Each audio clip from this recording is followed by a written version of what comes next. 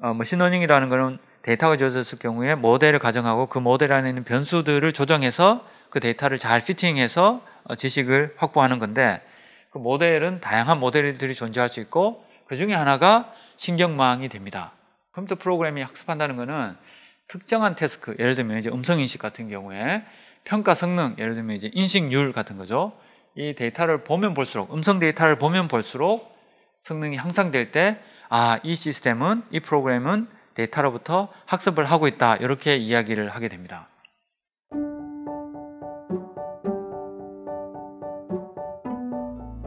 네, 저는 방금 소개받은 재열이고요. 한동대학교에서 학생들과 함께 인공지능을 공부하고 있습니다. 오늘 제가 여러분들이랑 같이 이야기할 내용은 데이터는 어떻게 지능이 되는가. 최근에 이제 여러분들이 많이 미디어나 이런 데서 들으셨던 인공지능에 대해서 데이터로부터 그러한 인공지능이 어떻게 만들어지는가에 대한 이야기를 집중적으로 말씀드리도록 하겠습니다. 네, 일단 오늘 제가 여러분들에게 소개해드린 전체적인 순서는 우선 인공지능에 대한 아주 간략한 이제 현재 상황에 대한 소개, 그 다음에 인공지능이라는 게 뭐냐에 대해서, 오늘 이제 지능에 대한 얘기를 하다 보니까 인공지능을 어떻게 이해를 하는지 좀 소개해드리고, 그 다음에 데이터라는 게 어떻게 만들어지고 뭐 어떤 이슈들이 있고 하는 이야기들 우선 좀 하겠습니다. 그 다음에 데이터에서 지능으로 가는 현재 상황에서 이제 인공지능이 하고 있는 학습하는 과정들에 대한 개략적인 설명들을 좀 드리고, 그 다음에 마지막으로 이 인공지능이 현재 수준의 인공지능이 가지고 있는 몇몇 가지 이슈들을 좀 말씀드리면서 마무리를 하려고 합니다. 자, 우선 AI가 최근에 시작된 건 아닙니다. 그렇죠? 오래전에 시작이 됐고, 근데 오래전부터 시작되는 이 AI가 사람들의 기대에 미치게 된 게 최근부터라는 겁니다.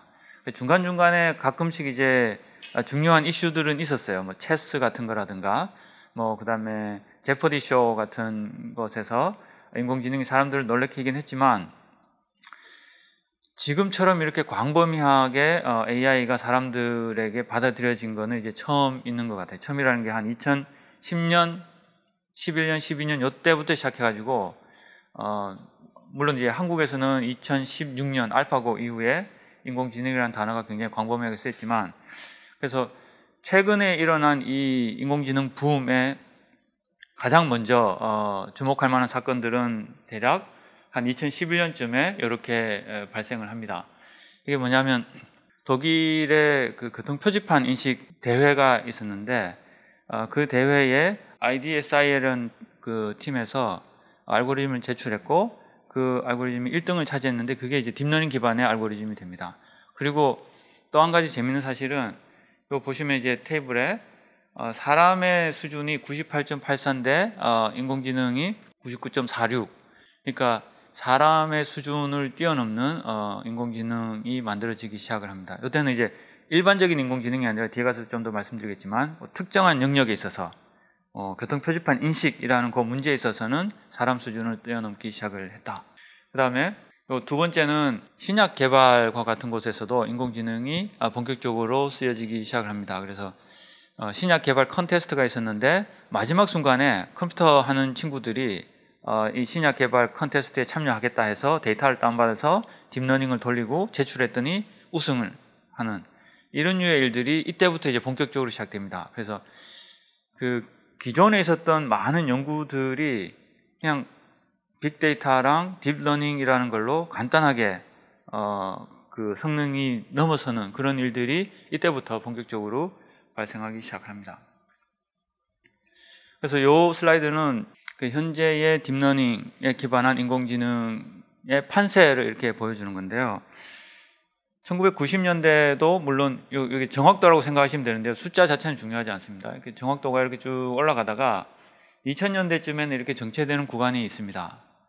그러다가 2010년을 지나면서부터 다시 음성인식이든 이미지인식이든 성능이 쫙 올라가기 시작하는데, 이 올라가는 게 바로 최근에 유행하는 딥러닝에 기반한 성능 향상이라고 보시면 되겠습니다. 그래서 이 딥러닝이 기존에 있었던 여러 가지 많은 머신러닝에 비해서 가장 큰 차이점은 뭐냐면, 많은 데이터를 사용할 수 있느냐 없느냐에 달려 있습니다. 그러니까 기존의 머신러닝은 수식적으로 이론적으로 잘 만들어져 있지만 큰 문제가 뭐냐면 많은 데이터들을 다룰 수 없는 문제들이 있었습니다. 그러니까 빅데이터 시대는 점점 오고 있는데 기존의 머신러닝은 빅데이터가 사실은 두려운 거죠. 데이터가 많으면 그거를 감당할 수가 없어서, 그래서 기존의 알고리즘들은 그거를 우회하기 위해서 뭐 샘플링을 한다든지 여러 가지 방법들을 썼었는데 이제 딥러닝은 그렇지 않아도 되고 오히려 데이터가 더 많으면 많을수록 딥러닝은 좋아지는, 자연적으로 기존의 머신러닝에서 이제 딥러닝으로 넘어갈 수밖에 없는 그런 상황들이 만들어졌고, 또 그 중에 하나는 또 컴퓨팅 파워가 굉장히 많이 발전했습니다. 그래서 2010년쯤부터 시작해서 이제 GPU와 같은 것들이 이제 본격적으로 사용되기 시작을 하고, 그래서 지금도 대부분의 인공지능 알고리즘들은 주로 GPU 환경에서 돌아가고 있습니다. 그래서 굉장히 많은 컴퓨팅, 단순한 컴퓨팅이지만 굉장히 많은 컴퓨팅을 동시에 수행할 수 있는 그런 환경들이 만들어지면서 딥러닝이 본격적으로 쓰여질 수 있는 계기가 마련됐다. 그렇게 보시면 되겠습니다. 그 다음에 현재 수준의 AI를 현재 이 정도의 일들이 일어나고 있다는 걸 가볍게 소개해드리기 위해서 한 2장 정도로 요약을 했는데요. 예를 들면은 이미지에서 이 다양한 객체들, 객체라면 이제 뭐 사람, 뭐 아니면 동물, 아니면 자전거, 자동차 뭐 이런 여러 가지 객체들을 동시에 이렇게 인식을 하는 게, 실시간으로 인식하는 게 지금은 다 됩니다. 그러니까 정확도의 문제이지 실시간으로 다 되고, 비디오 같은 것, 영화 같은 것들을 실시간으로 그 안에 무슨 오브젝트들이 있는지를 분석하는 게 이미 옛날 얘기가 됐습니다. 2016년부터 이런 게 이제 가능해졌으니까요. 그 다음에 흑백 이미지를 칼라 이미지로 바꾸는 일들도 가능하고, 그 다음에 저해상도 이미지를 고해상도 이미지로 바꾸는 것도 충분히 가능합니다. 그 다음에 이 이미지를 이런 스타일로 바꿔달라 그러면 다 바꿔줍니다. 이런 정도는 이제는 토의 문제가 되어 있는 정도예요. 코드 다운받아서 여러분 찍은 사진 돌리시면 금방 돌아갑니다. 또 사진을 찍은 다음에 이 사진의 나이를 바꿔서 이미지를 만들어 달라 뭐 이런 것도 되고, 아니면 성별을 바꿔달라 이 사진에서, 뭐 여러 가지 다양하게 만들 수 있습니다. 그 다음에 심지어는 사실은 그 동영상을 찍은 다음에 동영상에 스크립트가 있지 않습니까? 그 스크립트를 바꾸면 동영상을 다시 만들어 주기도 합니다. 그러니까 앞으로 페이크 뉴스 같은 것들이 훨씬 더 많이 실제적으로 만들어질 수 있는 준비는 다 되어 있다, 이렇게 보시면 될 것 같습니다. 그 다음에 이미지를 보고 설명해 주는 것도 이제는 전형적인 문제가 되어 있습니다. 이런 문제들이 사실은 10년 전만 해도 이런 게 가능하면 참 좋겠는데 방법이 없네, 뭐 이런 상황이었던 거예요. 한 10년 전만 해도. 그래서 교과서에서는 아예 다룰 수도 없었던 완전히 새로운 응용이다, 이렇게 보시면 되겠습니다. 그 다음에 텍스트의 경우에도 굉장히 많은 연구들이 있었고 발전들이 있었습니다. 그 중에 이제 좀 재밌는 예들 몇 가지를 보여드리면, 뭐 일본에서는 AI가 쓴 소설이 문학상을 받을 뻔한, 받지 못했지만, 그 다음에 해리포터의 챕터들을 막 넣고 학습을 시키면 그 다음 챕터 하나 써달라고 하면 써줍니다. 근데 그게 뭐 얼만큼 좋으냐는 또 다른 문제지만 어느 정도는 써줍니다. 그 다음에 이런 시도들도 있습니다. 지금까지 영화 대본들을 쫙 넣고 학습을 시킨 다음에 새로운 영화 대본을 하나 써달라 해서 써줬어요. 그 대본을 가지고 배우들을 고용해 가지고 영화를 찍었습니다. 물론 이 영화는 그렇게 볼만한 영화가 전혀 아니에요. 말도 좀 안 되고 막 이상합니다. 근데 이제 시작을 했다는 거죠. 이것도 2016년이니까 지금쯤 나오는 영화 대본의 수준은 그때에 비해서 많이 다를 겁니다. 그러니까 앞으로 조금만 더 시간이 지나면 아마 AI가 만든 영화 대본을 가지고 나오는 영화를 여러분이 관람하시는 날도 그렇게 멀지는 않지 않나라는 생각을 해봅니다. 그 다음에 요약 같은 것도 그 2013년, 4년 요때만 해도 요약이라는 게 그 텍스트 중에 이 텍스트를 가장 잘 설명하는 문장 하나를 고르기, 아니면 2개를 고르기, 요렇게 요약을 했었습니다. 그 당시에. 그게 별 몇 년 전이 아니에요. 근데 지금은 이런 식으로 문장을 이렇게 텍스트를 주면 이렇게 만들어줍니다. 요약을. 그래서 이런 것들도 현재는 아주 토의 문제처럼 이제 만들어져 있는 상태고, 최근에 아마 여러분들 중에 GPT-3 같은 거에 대한 이야기를 들으신 분도 계실 텐데요. GPT-3와 같이 이제 엄청나게 큰 규모의 모델을 학습시키고 이제는 사람의 말을 어느 정도 이해하는 것 같은 그런 수준에 이미 도달했다. 그리고 심지어는 프로그래밍 여러분 경험 있으신 분 모르겠지만 컴퓨터한테 나는 이런 프로그램 원하는데 이런 프로그램 만들어줘 하면 간단한 프로그램을 만들어 주기도 합니다. 뭐 아직 여러 가지 뭐 개선의 여지는 있긴 하지만 그런 정도의 발전이 이루어져 있다라는 걸 말씀드리겠습니다. 자, 그러면 제가 여러분에게 이제 AI에 대한 이야기를 간략하게 현재 상황에 말씀을 드렸고, 그럼 본격적으로 인공지능이라는 게 도대체 뭐고, 그 다음에 이 데이터는 뭐고, 데이터에서 어떻게 인공지능을 하는지에 대한 얘기를 같이 해보겠습니다. 인공지능이라는 단어는 되게 정의하기가 좀 그래요. 그러니까 왜냐하면 사람들마다 다 다르게 생각하고 있고, 심지어 지능이라는 게 뭐냐에 대해서도 사람들마다 다 다릅니다. 그러니까 정의된 게 딱히 없는데, 대략적으로 지능이라는 거는 뭐 주어진 환경에서 이 상황을 잘 이해하고 적절한 행동을 취하고 또 문제를 해결하는 뭐 능력, 뭐 대략 그런 식으로 이런 환경에서 어떻게 마이크를 잡고 말을 하는지 뭐 이런 것도 이제 지능에 해당되는 거겠죠. 기계에 의해 구현되는 지능을 이제 인공지능이라고 하는데, 이 인공지능의 논의의 가장 중심에는 인간지능이 있습니다. 사람이 이해하지 못하는 지능을 우리는 보통 지능이라고 쳐주지를 않아요. 잘. 인공지능의 목표도 인간지능이고 또 평가 기준도 인간지능입니다. 그렇기 때문에 일반적으로 계속 인공지능에 대한 연구를 하고 이야기를 하지만 항상 그 중심에는 인간지능이 있다, 이렇게 보시면 되겠습니다. 그리고 제가 얘기하는 인공지능은 이제 고차원적인 문제에 대한 거지, 파블로브의 개처럼 이렇게 종치고 밥을 주면 종만 쳐도 침을 흘리고, 이것도 이제 학습이거든요. 학습인데 이런 학습에 대한 얘기를 하는 건 아니고 좀 더 고차원적인 문제에 대한 것을 다룹니다. 그래서 첫 번째는 넓은 의미에서는 사실상 모든 생물들이 지능을 보유하고 있다, 이렇게 보는 사람들이 많습니다. 그렇죠? 근데 우리가 인공지능이라고 얘기할 때는 이 지능을 다루지는 않습니다. 일반적으로 인간지능을 중심으로 논의를 하고 있고, 근데 인간 중심으로 논의를 하고는 있지만 현재의 인공지능은 또 인간의 지능이랑은 또 거리가 좀 멉니다. 사실은. 왜냐하면 현재의 인공지능은 이 좁은 의미로 인공지능을 사용을 하고 있고, 인간을 돕기 위한 툴을 개발 연구하는데 인공지능이 집중하고 있다, 이렇게 보시면 될 것 같아요. 예를 들면 이제 이미지 분류, 그 다음에 음성 인식, 번역 같은 건데요. 이거는 뭐냐면 사람이 해야 되는 일을 우리가 대신 하게 하는 겁니다. 그렇죠?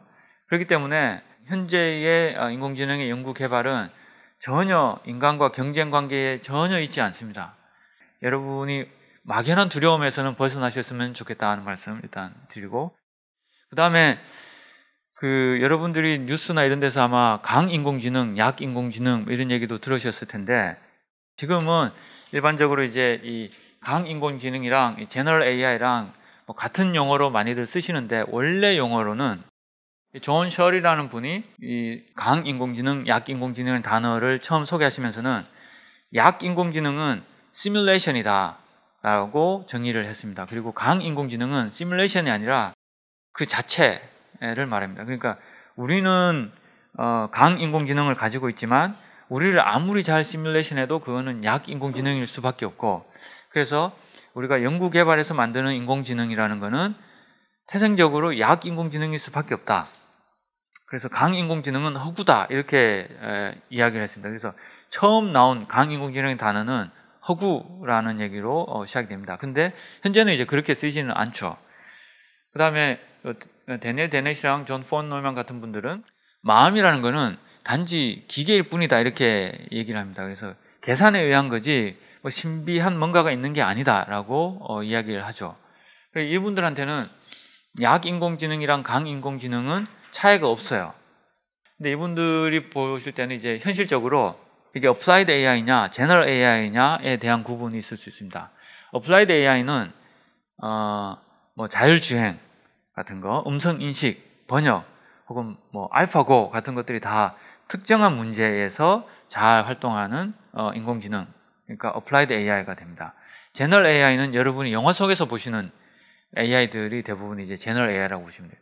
그러니까 말도 알아듣고 뭐 예약도 하고 서치도 하고 뭐 자율주행도 하고 막 이런 애들이 이제 제너럴 AI인데, 최근에 뉴스나 이런 데 보면 이제 강인공지능이랑 제너럴 AI랑 같은 단어로 많이들 쓰시는 것 같아요. 그래서 뭐 단어 뜻은 계속 변하는 거니까요.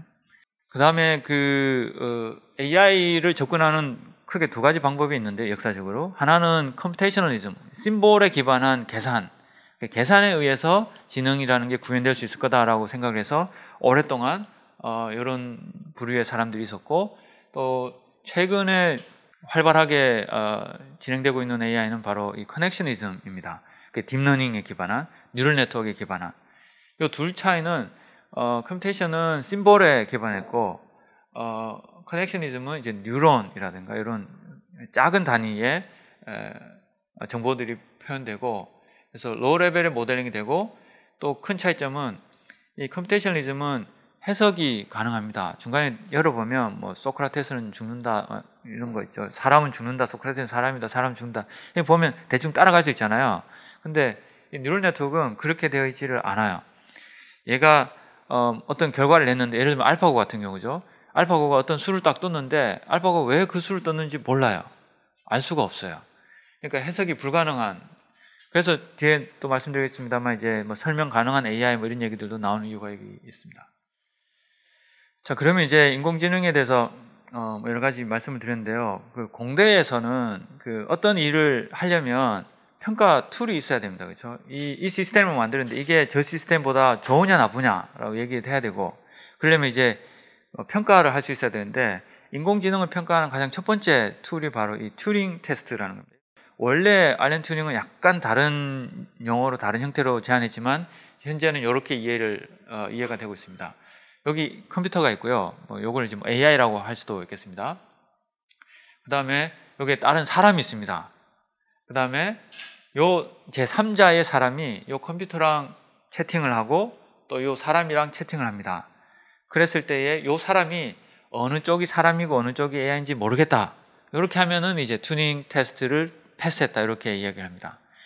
근데 튜닝 테스트는 사실은 지능 중에 언어학적인 지능에 대한 얘기만 하고 있는 거예요. 실제로 대화를 하는 것도 아닙니다. 채팅을 하는 거고, 목소리를 들을 수도 없고 표정을 볼 수도 있는 게 아니에요. 근데 이제 최근에 이런 튜닝 테스트가 약간 부족하지 않냐 해서 뭐 여러 가지 테스트들이 제안됐는데, 그 중에 하나가 이제 이 커피 테스트입니다. 커피 테스트는 이 옆에 있는 로봇에게 저기 가서 커피 한 잔 타오세요 라고 했을 때 얘가 타올 수 있으면 이건 엄청난 지능이 되는 거죠. 단상을 내려갈 줄 알아야 되는데 이것부터가 굉장히 고난이도의 문제고, 저기 가서 커피가 어디 있는지 찾아야 되고, 물이 없으면 물을 찾아야 되고, 물 붓고 끓이고, 그 다음에 믹스 커피면은 봉지 찾아가지고 뜯어야 되고 넣고 적고, 이게 그렇게 간단한 문제가 아닙니다. 자, 그러면 이제 인공지능에 대한 얘기는 아주 간단하게 말씀을 드렸고요. 그 다음에 이제 데이터에 대한 얘기를 조금 말씀을 드리겠습니다. 데이터도 정의하기가 좀 난감해요. 이게 뭐 딱 수식처럼 깔끔하게 정의되는 건 아닙니다. 그래서 대략적으로 뭐 문자, 소리 등등 따위의 자료, 이 정도로 이제 이해를 하시면 될 것 같고요. 예를 들면은 뭐 자연에서 오는 뭐 온도라든가 습도라든가 미세먼지 농도라든가, 그 다음에 여러분들이 컴퓨터 사용하시는 로그 기록, 스마트폰 쓰실 때 클릭하고 터치하시는 기록들, 이런 것들도 다 데이터가 되고, 뭐 공장 설비에서 센서 다 달아가지고 아니면 카메라 같은 거 달아서 얻게 되는 것도 데이터가 되겠습니다. 그리고 형태도 굉장히 다양합니다. 그렇죠? 이미지 형태로 있는 경우도 있고, 아니면 포맷들이 굉장히 많은 형태로 이런 식으로 데이터들이 만들어집니다. 엑셀에 있는 것들도 있고, 그렇죠? 데이터는 크게 이제 뭐 대략적으로 구조적인 구조화된 데이터, 그 다음에 구조화되지 않은 데이터, 뭐 이렇게 크게 나눌 수가 있습니다. 왜냐하면 이 구조화된 데이터들은 다루기가 쉽습니다. 주로 이제 간단하게 설명드리면 엑셀로 쫙 정리해서 평균 분산 정도 구할 수 있으면 이제 구조화된 데이터다, 이렇게 보시면 될 것 같고, 그 다음에 엑셀로 딱 정리해서 평균 분산 이런 게 안 되는 애들은 이제 비구조화, 이렇게 보실 수 있는데, 뭐 예를 들면 이제 영화 평점 같은 거 그냥 쫙 해서 평균 뭐 이렇게 구할 수 있죠. 그다음에 영화 비평 같은 거는 이게 간단치가 않습니다. 그렇죠? 뭐 사람들은 쭉 읽어보면 대충 감을 잡지만 이게 그렇게 간단한 문제는 아닙니다. 그 다음에 데이터는 일반적으로 매우 더럽습니다. 더럽다는 건 뭐냐면, 데이터를 회사랑 프로젝트 같은 걸 할 때 데이터를 실제로 받아보면 굉장히 많이 깨어져 있어요. 그러니까 엑셀로 데이터를 받을 때도 보면 엑셀에 구멍이 뻥긋뻥긋 나 있는 경우들이 굉장히 많습니다. 칼럼에 여러 구멍이 난 경우도 있고 로에 구멍이 나 있는 경우도 있고 언뜻 보면 모르는데 잘 보면은 이상한 값이 들어가 있는 경우들도 있어요. 예를 들면 뭐 일반적으로 다 0에서 100 사이 값인데 생뚱맞게 한 4만 정도의 값이 쭉 들어있는 경우들도 있습니다. 그럼 이런 경우는 실제로 이제 현장에 있는 분들한테 물어보면 이거는 데이터가 잘못된 거다 이렇게 얘기를 해주세요. 근데 그거를 이제 저희가 아무 생각 없이 데이터를 받아가지고 모델을 만들고 학습시키고 하면 모델이 제대로 될 수가 없거든요. 회사에 있을 때도 일을 하다 보면 제가 이제 음성인식 시스템을 만들 때 어떤 데이터를 딱 받아서 제가 딱 열어봤는데 이 파일을 누군가 열어봤었으면 그대로 닫을 수 없는 파일이라는 느낌이 확 오는 거죠. 그 번역 벤치마크 데이터 중에도 예를 들면 영어 불어 벤치마크 데이터인데 실제로 열어서 보면 불어 파일이어야 되는데 한국인 영화 배우 이름이 한글로 적혀 있는 문장들이 있습니다. 그러니까 벤치마크 데이터에도 그렇게 깨져 있는 데이터들이 많이 들어있어요. 근데도 가능한 이유는 이게 빅데이터잖아요. 그래서 약간의 에러가 있어도 어느 정도는 빅데이터 자체가 커버할 수 있으니까 그냥 그대로 가는데 그래도 데이터를 클렌징하는 것은 굉장히 중요합니다. 그래서 모델을 잘 만들고 학습을 얼마나 잘 하느냐보다 데이터를 조금 클렌징을 더 잘하는 게 성능을 훨씬 더 많이, 돈이 더 들 수는 있어요. 근데 훨씬 더 쉽고 많이 성능을 개선할 수 있는 방법이 됩니다. 그 다음에 데이터가 있으면 얼마만큼의 정보가 포함되어 있는지도 우리는 계산할 수 있습니다. 그래서 이 계산하는 기본적인 아이디어는 이거예요. 예상치 못한 사건일수록 많은 양의 정보가 포함되어 있습니다. 예를 들면 자고 있는데 누군가가 들어와가지고 오늘 아침 해가 동쪽에서 떴어 이렇게 하면 아무런 정보가 안 돼요. 왜냐하면 모두가 이미 알고 있기 때문에 그렇습니다. 근데 밖에 눈이 와 하면 이건 뉴스가 되죠. 하늘에서 불벼락이 떨어졌어, 이거는 엄청난 뉴스가 됩니다. 그러니까 예상하지 못한 이벤트일수록, 관찰된 값일수록 훨씬 더 큰 정보가 됩니다. 그래서 확률로 정보의 양을 측정할 수가 있게 됩니다. 그걸 이제 클라우드 셔넌, 이 정보이론의 저분이 이 정보의 양을 이렇게 측정을 하셨어요, 처음으로. 그래서 기존의 그 연력학 쪽에서 이제 엔트로피라는 개념이 있는데 이것과 거의 유사한 수식, 뭐 거의 같다고 보시면 돼요. 그 같은 수식으로 정보의 양을 이렇게 측정을 하셨습니다. 그래서 이제는 데이터가 주어지면 그 데이터 안에 있는 정보의 양도 어느 정도 측정할 수 있는 길은 있다. 쉽지는 않습니다만 길은 있다. 그러면 데이터를 실제로 한번 측정한다고 한번 생각을 해보겠습니다. 같은 사건이어도 바라보는 사람에 따라 다 다릅니다. 누가 어떻게 데이터를 기록하느냐에 따라서 그 사람 생각이 그냥 반영이 되는 거죠. 그래서 데이터는 항상 주관적일 수밖에 없고 관측자에 의해서 생산되는 거다. 그래서 이게 절대적인 것은 사실 아닐 수 있다라는 겁니다. 또 하나는 데이터는 이 표현 아시죠? 동굴 벽에 비친 그림자. 그러니까 원래 이데아가 그림자로 만들어질 때 왜곡이 있습니다. 그 왜곡이 있다고 저희는 가정을 하고 문제를 풀고 있는 거예요. 그리고 그 그림자를 바라보는 사람에 따라서 또 다른 왜곡들이 생깁니다. 그래서 이 오류는 이 그림자가 만들어질 때도 오류가 들어갈 수 있고, 그 다음에 그 그림자를 바라보는 사람들에 의해서 또 오류가 들어갈 수 있고, 그래서 데이터에는 기본적으로 이래저래 오류들이 항상 존재합니다. 그 다음에 중요한 건 이제 예를 들면 분류를 하겠다, 이미지를 보고 이게 사자인지 호랑인지를 분류를 하겠다고 하면 학습을 위해서는 이 데이터에 레이블을 달아줘야 됩니다. 이 이미지는 사자다. 그렇게 해야 이제 인공지능이 학습을 할 수 있거든요. 그 레이블 하는 작업에 돈이 많이 들어가는 거예요. 사람 일일이 한 땀 한 땀 레이블을 달아야 되거든요. 뭐 최근에 뭐 더 좋은 방법들이 계속 만들어지긴 하지만 기본적으로는 사람에 의해서 레이블이 만들어집니다. 여기서도 중요한 게 이제 사람이 레이블을 단다는 거는 사람이 원하는 대로 인식하고 싶어서 그렇게 하는 거예요. 항상 여기서도 사람이 중심에 있습니다. 그 다음에 데이터는 항상 변합니다. 그러니까 이런 유명한 표현도 있어요. 그러니까 누구도 같은 강물에 두 번 발 담글 수 없다. 강물은 흘러가니까 아까 전에 발 담갔던 물은 이미 흘러갔고 새로운 물이 내려오잖아요. 사람이 관측하는 모든 데이터도 마찬가지로 똑같지가 않아요. 예를 들면은 얼굴 이미지 같은 경우에도 사진을 딱 찍었을 때 아무리 똑같은 표정으로 똑같이 찍는다고 찍어도 픽셀끼리 비교를 해보면 다 달라요. 그렇겠죠? 그리고 약간의 미묘한 표정 변화도 있을 수 있고, 그 다음에 조명도 계속해서 변하고, 그 다음에 뭐 머리 모양, 방향 뭐 등등등이 계속해서 변합니다. 카피가 아닌 이상 똑같은 데이터는 거의 없어요, 사실상. 근데 그럼에도 불구하고 변하지 않는 게 있죠. 그 변하지 않는 것들에 우리는 관심을 가지고 그 변하지 않는 것을 찾아내는 것에 굉장히 혈안이 되어 있다라고 생각하시면 되겠습니다. 그러면은 이제 데이터를 측정을 했습니다. 그러면 데이터라는 거는 데이터 샘플 하나를 가지고 의미를 가지지 않아요. 모든 알고리즘은 데이터와 데이터의 관계에 의해서 알고리즘 표현이 됩니다.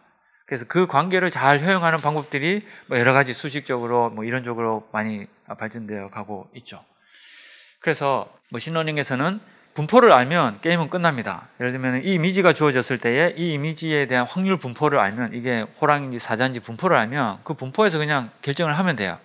근데 이 분포를 아는 거는 대부분의 경우에 불가능에 가까울 정도로 어렵습니다. 그러다 보니까 분포를 알 수 없으니까 이 방법을 우회하는 것을 많이 만들어요. 그러면 예를 들면 이 이미지가 사자인지 호랑이인지를 판별하는 모델을 만들고 싶다. 그러면 분포를 알긴 힘드니까 이 이미지가 주어졌을 때 사자인지 호랑이인지를 알려주는 함수를 만듭니다. 판별식을 만들어서 학습을 하는 거죠. 그래서 분포 대신 그 문제의 직접적인 함수를 만들어서 우회하는 겁니다. 그렇게 이제 여러 가지 많은 알고리즘들이 만들어지고 있습니다.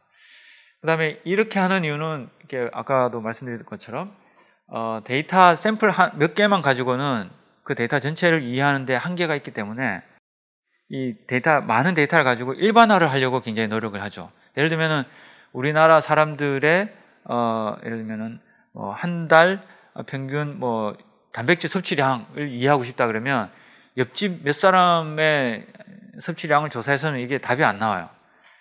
그 설문조사 같은 거, 정치 설문조사 같은 경우도 최소한 1000명 정도는 해야 90몇 %의 범위 아래, 확신 아래 이 정도 판별을 할 수 있는 것처럼 데이터 양이 많아져야 됩니다. 그래야 이제 일반화의 오류에 빠지지 않게 되는 거예요.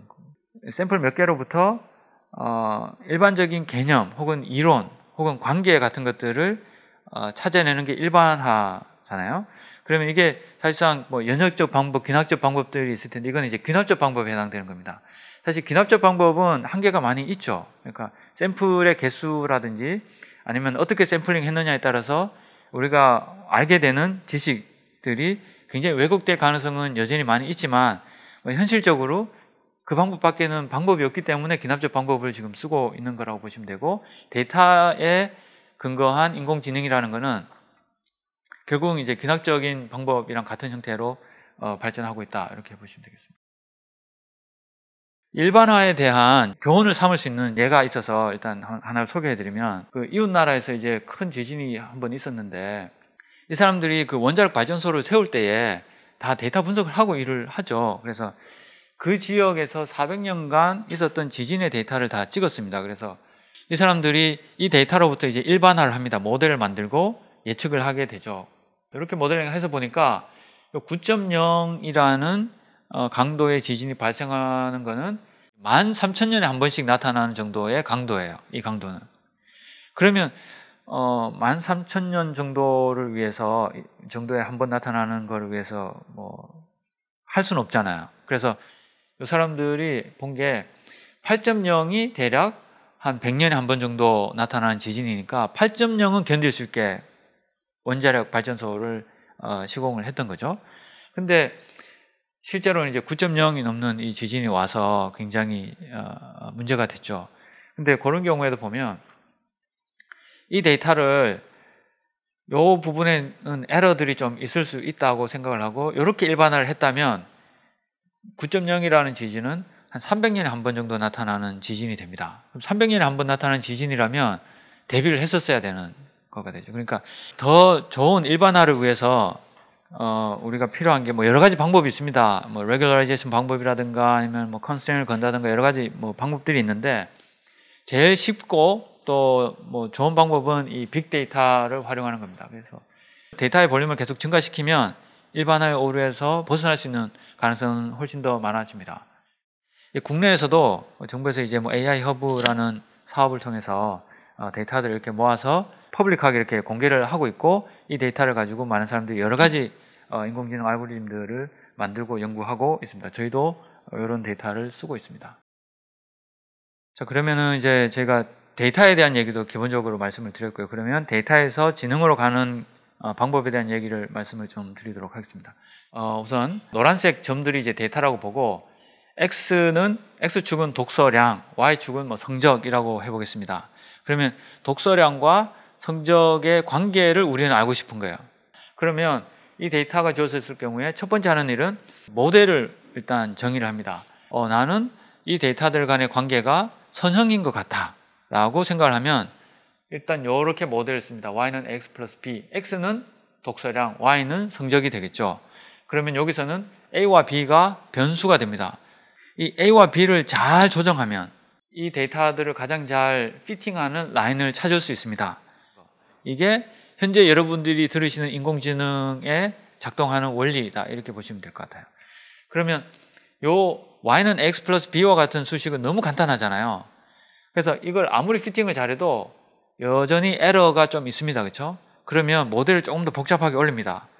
그래서 단순하게 이제 뭐 3차 방식, 4차 방식 갈 수도 있지만 일반적으로 그렇게 하진 않고요. 다른 머신러닝의 여러 가지 모델들을 가지고 옵니다. 그 중에 하나가 신경망이 됩니다. 그러면 이제 좀 더 구체적으로 이제 머신러닝은 뭐냐? 학습이라는 거는 이렇게 정의가 됩니다.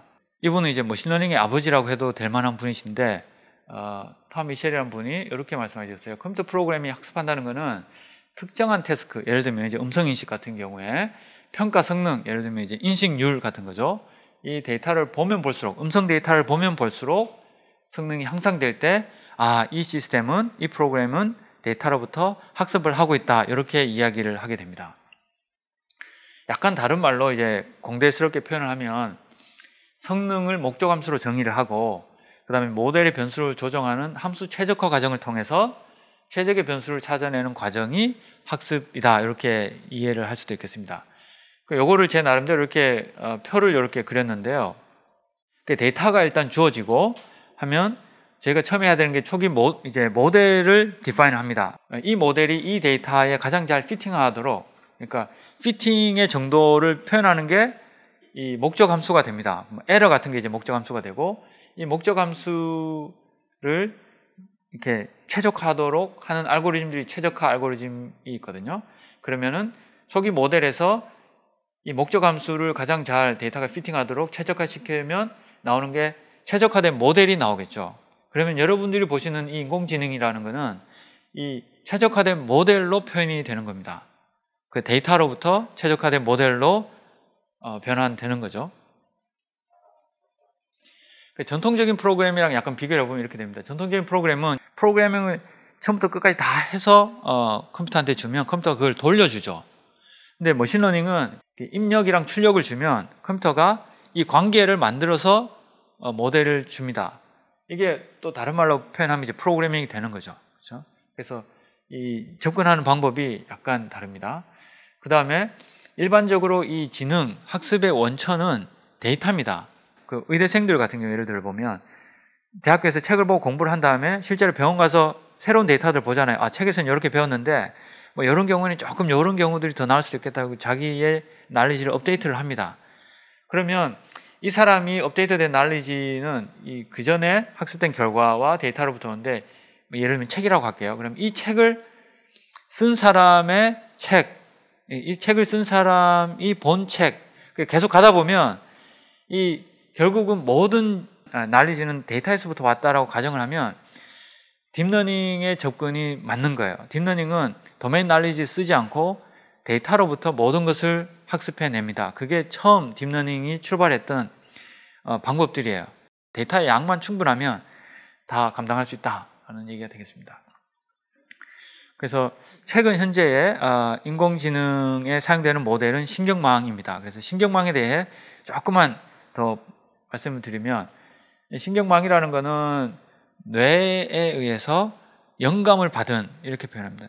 그래서 뇌에 있는 뉴런들이 컴퓨터에서는 이제 그래프에서는 노드로 표현되고 요 뉴런 간의 연결이 이렇게 연결선으로 표현이 됩니다. 이렇게 해서 이제 이 복잡한 뇌 구조를 엄청 단순화해서 이렇게 신경망이 만들어지게 됩니다. 그래서 뇌에서 일어나는 것과 거의 좀 비슷한 형태로 인공지능의 이미지 레커니션은 일어나고 있다는 얘기를 좀 설명을 드리면, 뇌에서는 이쪽이 앞입니다. 앞에서 데이터가 뇌 뒤통수로 가서 뒤통수 간 다음에 위로 가는 방향이 있고 아래로 가는 방향이 있는데, 아래로 가는 방향에서 오브젝트 레커니션을 하게 됩니다. 그러면은 이 아래로 가는 방향에서 어떤 식으로 데이터들이 표현되는지를 뇌를 이렇게 열어가지고 이 데이터를 다 측정해 보면 점점점 갈수록 이 데이터가 이렇게 펴지는 것들을 보게 돼요. 펴진다는 말은 뭐냐면, 요 초기 단계에서는 같은 오브젝트가 약간의 방향을 바꾸거나 조명이 바뀌거나 했을 때는 요렇게 표현이 된다면, 다른 오브젝트는 요렇게 표현했는데 두 개 사이에 이렇게 섞여 있는 것처럼 보이죠. 근데 점점 요렇게 갈수록 이 두 개의 ID, 그 오브젝트들이 이렇게 분리 가능하도록 펴지게 되는 것을 볼 수 있습니다. 그 말은 뭐냐면, 이 복잡한 형태의 주어진 데이터가 우리가 가지고 있는 개념을 표현할 수 있도록 점점 데이터의 표현 방법이 개선되어 간다고 보시면 되겠습니다. 그래서 딥러닝의 또 다른 이름이 representation learning이라고 그러거든요. 데이터가 이미지로 주어졌는데 이 이미지가 계층이 계속 바뀔수록 마치 사람이 가지고 있는 개념 쪽으로 점점 변화합니다. 그러니까 인풋에서 개념으로의 함수를 이 계층별로 점점 닮아가는 과정으로 학습을 하고 있고, 또 지능은 그렇게 표현이 되고 있습니다. 그러면 이제 사례를 한 가지만 보여드릴게요. 그러니까 그 엔비디아에서 만든 자율주행 초기 단계, 굉장히 간단한 자율주행 모델을 보여드리면, 우선 데이터에서부터 시작을 합니다. 데이터를 모아요. 데이터 이렇게 막 운전하면서 데이터를 모읍니다. 그래서 데이터는 굉장히 다양해야 됩니다. 그렇죠? 예를 들면 데이터를 100시간을 모았는데 계속 고속도로에서만 데이터를 모았다. 별로 좋지가 않아요. 아까 말씀드렸잖아요. 정보의 양이 많지가 않아요. 그래서 다양한 정보, 예를 들면 밤, 낮, 그렇죠? 그 다음에 조명의 변화, 차선이 있고 없고, 갓길 주차가 있고 없고, 비포장도로, 그 다음에 라인이 있고 없고, 뭐 눈이 오고 비가 오고, 굉장히 다양한 조건에서 주행을 하면서 데이터를 모읍니다. 그러면 입력은 카메라 정보고 출력은 이 핸들을 꺾는 정도가 출력이 됩니다. 그러면 함수가 디파인이 되죠. 이 함수를 이렇게 신경망으로 정의를 합니다. 이 신경망은 아까 제가 보여드린 수식이 있잖아요. 그게 이제 9번 있다고 대략적으로, 정확하지는 않습니다만 그렇게 이해를 하시면 될 것 같아요. 그러면 사실상 요 정도만 이렇게 만들어서 학습을 해도 그 차선 변경하지 않는 정도에서는 굉장히 스무드하게 자율주행을 합니다. 시골길도 가고 뭐 도로 이런 데 주차차들이 있어도 잘 주행을 합니다. 근데 요게 여러분 아마 놀라실 수도 있는데요. 요 정도 모델을 코딩을 하려면 몇 줄 안 됩니다. 이 정도는. 학부생들도 금방 할 수 있는 정도. 아마 여러분들이 인공지능 하면 엄청나게 뭔가 복잡한 시스템이 있을 거라고 생각하시는데, 물론 그런 시스템들도 있습니다. 근데 굉장히 단순하게 만들어지는 모델들이 굉장히 많이 있다는 말씀을 드립니다. 자, 그리고 제가 그냥 끝내면 안 될 것 같고요. 이제 일단 자율주행에서 이런 오류가 있어요. 이 스탑 사인에 포스트잇 같은 것들을 딱딱딱 몇 장을 붙입니다. 그러면 이렇게 인식합니다. 스피드 리밋 45. 그러면 사람이 봤을 때는 이상하죠. 스탑 사인이면 예를 들면 뭐 진입 금지로 오해했다. 그러면 뭐 이해는 할 수 있겠어요. 근데 스피드 리밋 45? 이게 어떻게 비슷할까? 전혀 다르죠. 또 하나는 이 오른쪽으로 이렇게 가세요라는 사인인데, 요게 잘 보시면 화살표에 매직으로, 까만색 매직으로 덧칠을 좀 했어요. 그랬더니 이걸 스피드 리밋 45로 인식하는 거예요. 그러니까 제가 드리고 싶은 얘기는 뭐냐면, 지금 현재 인공지능이 확률적으로는 우리보다 더 잘 인식하지만 우리랑 완전히 다른 종류의 에러를 만듭니다. 실수를 했을 때 이해하기 힘든 실수를 하는 거예요. 그렇죠? 이게 이제 적대적 샘플이라고 이제 유명한 문제인데요. 스피커겠죠, 이게. 그 다음에 노란 버스, 뭐 강아지가 있습니다. 여기에다가 잘 조작된 노이즈를 이렇게 더하면 이런 이미지를 얻을 수 있겠죠. 사람이 봤을 때는 변한 게 없어 보여요. 똑같은 이미지예요. 얘랑. 근데 타조라고 인식을 합니다.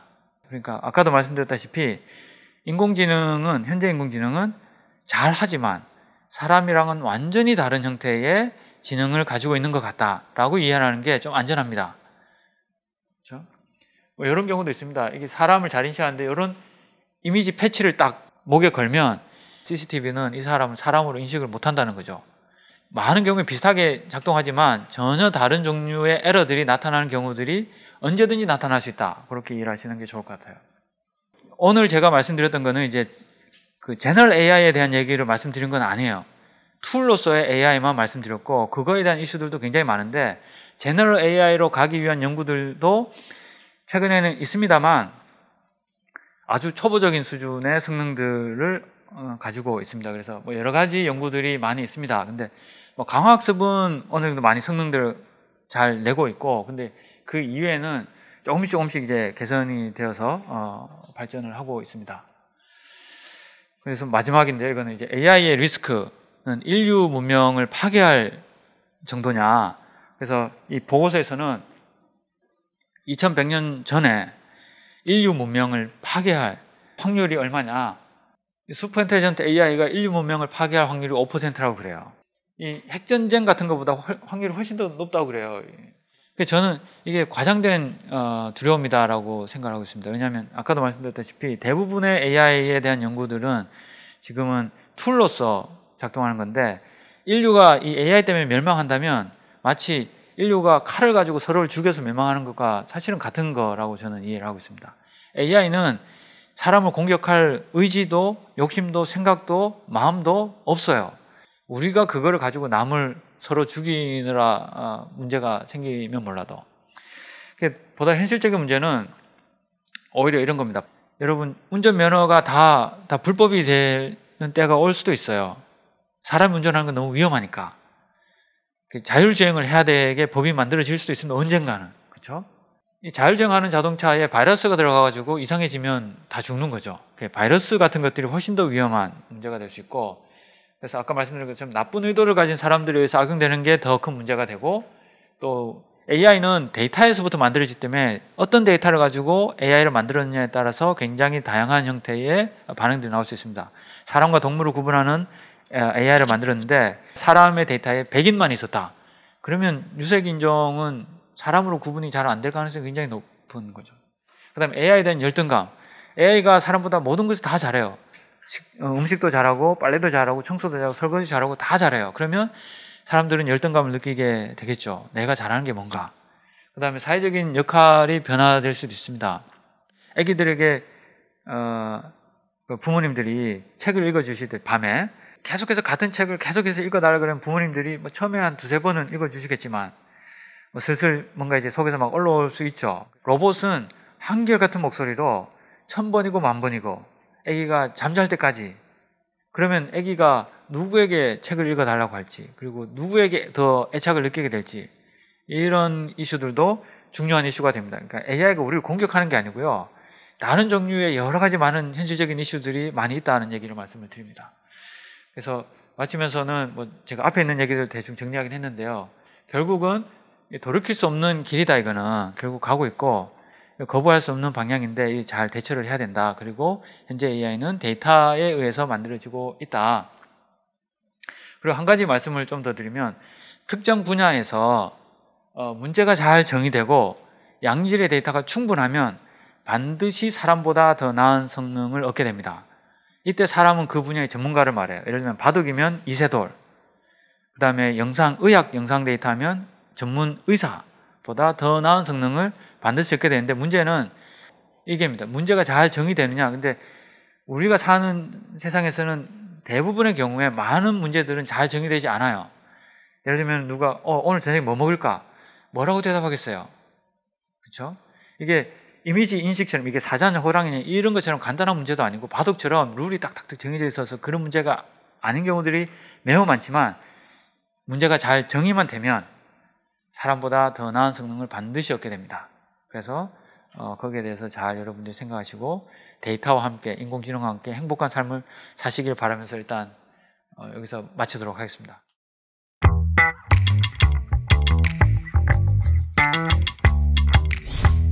예, 저도 그 설명 가능한 AI 쪽으로 연구를 깊이 많이 하는 건 아닙니다만, 일단 주변에 이제 이렇게 얘기를 들어보고 이제 논문들을 좀 이렇게 살펴보면, 과연 설명 가능한가, 얼만큼 설명 가능한가에 대한 의문이 들 수밖에 없어요. 그래서 설명 가능한 AI도 이것도 또 학습을 통해서 하고 있거든요. 그러니까 이게 근본적으로 해결될 수 있는 문제인가에 대해서 저는 좀 고민이 있습니다. 사실 그 딥러닝의 아버지, 그 제프 힌턴 같은 분도 우리가 AI에게 너무 많은 요구를 하고 있다.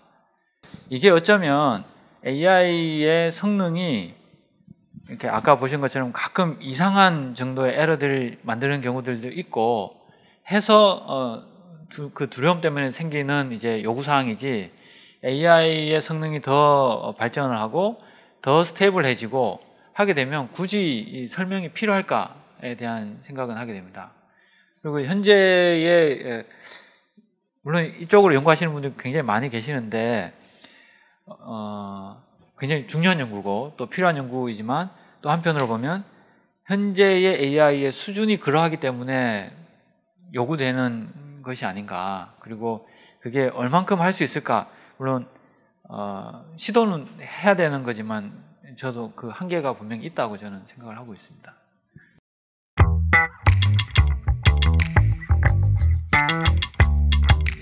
그 저쪽에 딥러닝의 아버지와 그 딥러닝 삼촌 정도 되는 분들 계시거든요. 이분들은 AI의 이 기대가 너무 높아지는 것에 대해서는 굉장히 불편하게 말씀들 하세요. 왜냐하면 그 AI의 역사에서 AI는 처음에 이제 뭔가 조금 나왔을 때, 예를 들면은 알파벳 정도를 이제 막 분류하기 시작했을 때 사람들이 와, 이제 곧 될 거다 해서, 그 예를 들면 MIT에서는 Object Recognition은 여름 방학 프로젝트로 해결될 수 있을 것처럼 막 생각을 해가지고 프로젝트 프로포절이 막 만들어져요.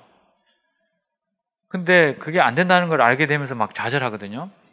그러니까 좌절할 때는 기대가 큰 만큼 좌절이 굉장히 커져요. 그래서 AI 윈터라는 표현들 많이 들어보셨을 텐데, AI에 대한 사람들의 기대가 엄청나게 올라갔다가 그렇지 않다는 걸 알게 되면서 완전히 바닥으로 떨어지면서 모든 펀드들이 잘리고 연구가 거의 절단나고 뭐 그런 상황들이 옵니다. 그래서 이런 일들이 몇 번 있었어요. 그래서 최근에 AI가 굉장히 많은 발전을 만들고 있지만, AI에 연구하시는, 현장에서 하시는 그 리더분들의 말씀은 너무 지나친 하이프, 이렇게 큰 기대, 그리고 모든 것이 다 될 것처럼 막 이렇게 얘기하는 것은 문제가 있다라고 주로 말씀들 많이 하세요.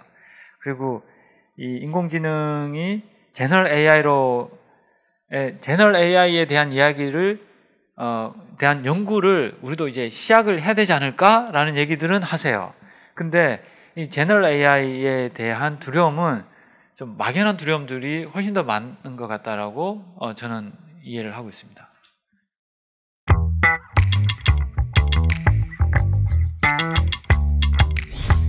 이 흐름은 바꿀 수가 없는 거거든요. 그래서 그 컴퓨터가 계속해서 그 컨트롤을 사람으로부터 계속해서 가져가고 있는데, 계속해서 자율화, 자동화되고 있어요. 그렇죠? 한 가지 예로 이제 엘리베이터 같은 경우에 그 재밌는 예인데, 이거는 1900년대 초에 푸시 버튼으로 자동화된 엘리베이터가 만들어졌어요. 그 버튼 딱 누르면 딱 올라가고 지금에 있는 거랑 유사한 형태로. 근데 1950년도까지 그 자동화된 엘리베이터가 대중화되지는 않아요. 왜냐하면 사람들이 무서웠으니까. 지금은 무인 엘리베이터 타는데 아무런 거부 반응이 없으시죠. 자연스럽게 그냥. 자율주행도 마찬가지거든요. 자율주행 차도 저보고 타라면은 못할 것 같아요. 언제 얘가 무슨 일을 할지 모르니까.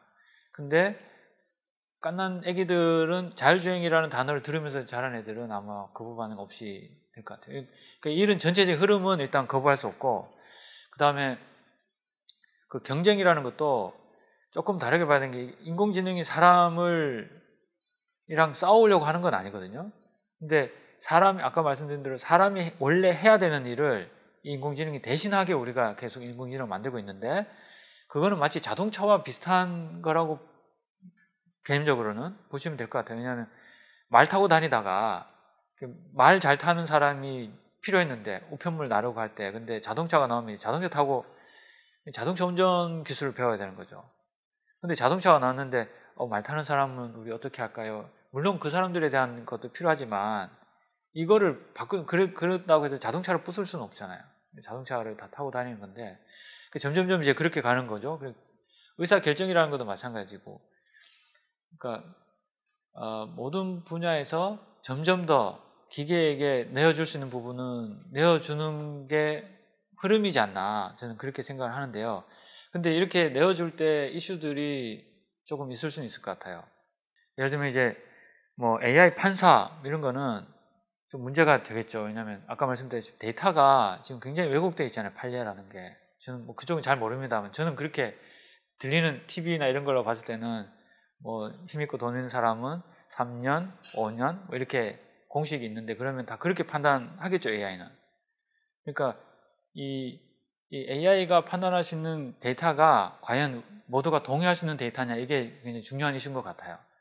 이 데이터로 학습을 해도 되겠냐, 이거부터 먼저 합의를 하고, 그 다음은 최종 결정은 또 아까 의사 같은 경우는 AI가 진단 못하게 하거든요. 지금도 그냥 진단하면 더 정확할 수는 있는데, 왜냐하면 책임을 져야 되잖아요. 아까 말씀드렸듯이 굉장히 엉뚱한 결과를 내면 어떻게 하겠어요? AI가 갑자기 독이든 약을 먹으라 그러면은 이게 먹는 게 좋은지 안 좋은지 알 수도 없고, 거기에 대한 책임을 누군가 져야 되는데, 그래서 의사 선생님들이 최종 결정을 의사 선생님들이 하게 지금은 만들어져 있거든요.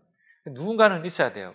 이게 법적인 책임을 지든 뭐 어쨌든 뭐, 아니면 자율주행도 교통사고가 나면 누가 책임지냐, 뭐 그 자율주행을 인공지능을 만든 애들이 책임져야 되냐, 아니면 그 자율주행 엔진을 얹어서 파는 자동차 판매가 책임져야 되냐, 아니면 그걸 산 사람이 책임져야 되냐, 누가 보험사가 여러 가지 문제들이 있잖아요. 그래서 아마